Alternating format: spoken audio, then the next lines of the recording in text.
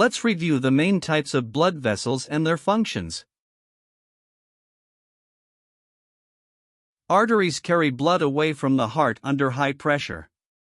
They have thick, muscular, and elastic walls.